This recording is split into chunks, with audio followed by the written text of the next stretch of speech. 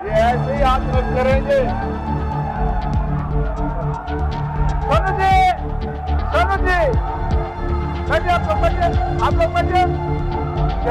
हमारे पास पूरा समय है। भाषण को आप लोग नहीं सुनिएगा तो चलेगा, मान्य नहीं तो जितने दिख रहे हैं इनमें से आधे भी आ जाए वापस अध्यक्ष महोदय, ये बहुत बड़ी बात होगी।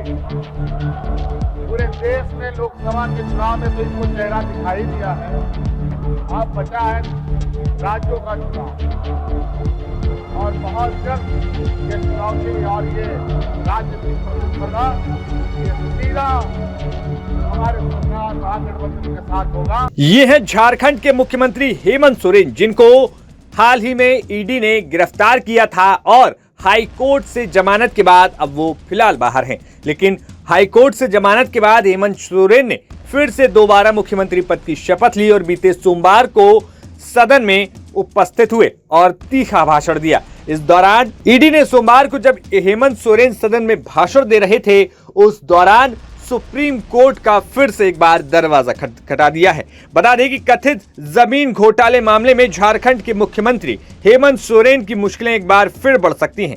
सोरेन की जमानत के फैसले के खिलाफ ईडी ने सुप्रीम कोर्ट में अपील दायर की है। सोमवार को ईडी ने झारखंड हाई कोर्ट के सिंगल बेंच के फैसले के खिलाफ कोर्ट का दरवाजा खटखटाया है। बता दें कि कथित जमीन घोटाले में मनी लॉन्ड्रिंग के आरोप में झारखंड के मुख्यमंत्री हेमंत सोरेन को 31 जनवरी को ईडी ने गिरफ्तार किया था। गिरफ्तारी के बाद सोरेन को जेल भेज दिया गया। तब चंपाई सोरेन ने झारखंड के मुख्यमंत्री पद की कमान संभाली। बाद में झारखंड हाईकोर्ट ने जमानत देते हुए सोरेन को रिहा कर दिया। जेल से बाहर आने के बाद हेमंत सोरेन ने फिर से मुख्यमंत्री पद की शपथ ली। हालांकि मंत्रिमंडल के विस्तार के दिन ही सोरेन के लिए मुश्किलें खड़ी दिखाई देने लगी। अब ईडी ने झारखंड हाईकोर्ट के जमानत वाले फैसले के खिलाफ सुप्रीम कोर्ट का दरवाजा खटखटा दिया है। इससे पहले हाईकोर्ट में सुनवाई के दौरान ईडी के वकील ने दलील दी थी कि यदि सोरेन को जमानत पर रिहा किया गया तो वे इसी तरीके का अपराध कर सकते हैं और उन्होंने अनुसूचित जाति अनुसूचित जनजाति पुलिस थाने में ईडी अधिकारियों के खिलाफ दर्ज मामले का हवाला दिया था।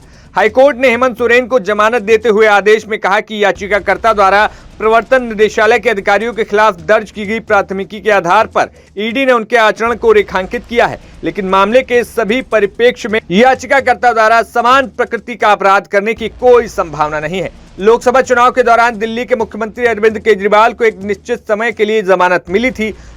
बाद में 1 जून को केजरीवाल को तिहाड़ जेल में सरेंडर करना पड़ा। उस समय हेमंत सोरेन को जमानत नहीं मिल पाई थी। इस दौरान लोगों ने कई तरीके के सवाल भी उठाए थे। हालांकि अब अरविंद केजरीवाल जेल के अंदर हैं और सोरेन जमानत पर बाहर आ गए हैं। बाहर आने के साथ ही उन्होंने झारखंड की कमान अपने हाथ में ले ली है। लेकिन बीते सोमवार को जैसे ही विधानसभा में हेमंत सोरेन पहुंचे थे तो उनका भाषण जो है विरोधियों पर या यूं कहें तो विपक्षी खेमे पर काफी भारी दिखाई दिया। पता है कि आज इन लोगों के पास कोई राजनीतिक ना इनकी सोच है, ना इनके पास कोई एजेंडा है। आज धन बल संवैधानिक संस्थाओं के बदौलत आज अपनी राजनीतिक रोटी चमकाने का प्रयास कर रहे हैं अध्यक्ष महोदय। इसलिए अध्यक्ष महोदय मैं बहुत ज्यादा कुछ नहीं कहूंगा और जो प्रक्रिया है उस प्रक्रिया को हम पूर्ण करें। इनको जवाब देने के लिए आप हमारे पास पूरा समय है। भाषण तो आप लोग नहीं सुनिएगा तो चलेगा, मान्य नहीं तो जितने दिख रहे हैं इनमें से आधे भी आ जाए वापस अध्यक्ष महोदय, ये बहुत बड़ी बात होगी।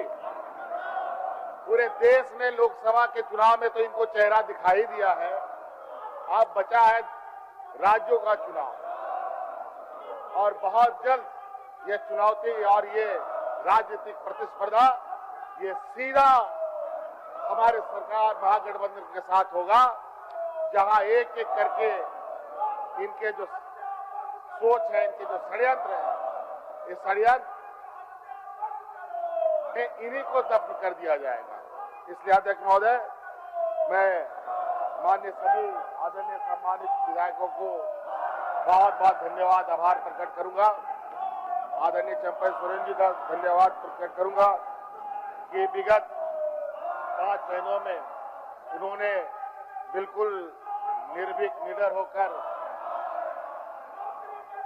सत्ता को भी चलाया, सरकार को भी बचाया नहीं तो ये लोग जिस तरीके से खरीद फरोख्त और ऑपरेशन लोटस का सहारा लेकर धन बल लेकर ये सड़कों पर घूमते हैं और उन पर नजर ईडी सीबीआई नहीं पड़ती, इनको सिर्फ विपक्षों पर पड़ती है।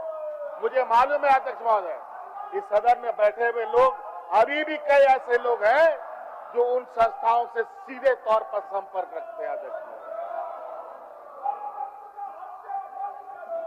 इसलिए अध्यक्ष महोदय वो भी निपटेंगे। सभी के बारे में बहुत अच्छा खासा हमने अनुभव ले लिया है, अब इनकी एक दाल भी नहीं गलेगी। बहुत बहुत धन्यवाद। Bureau report, news nation.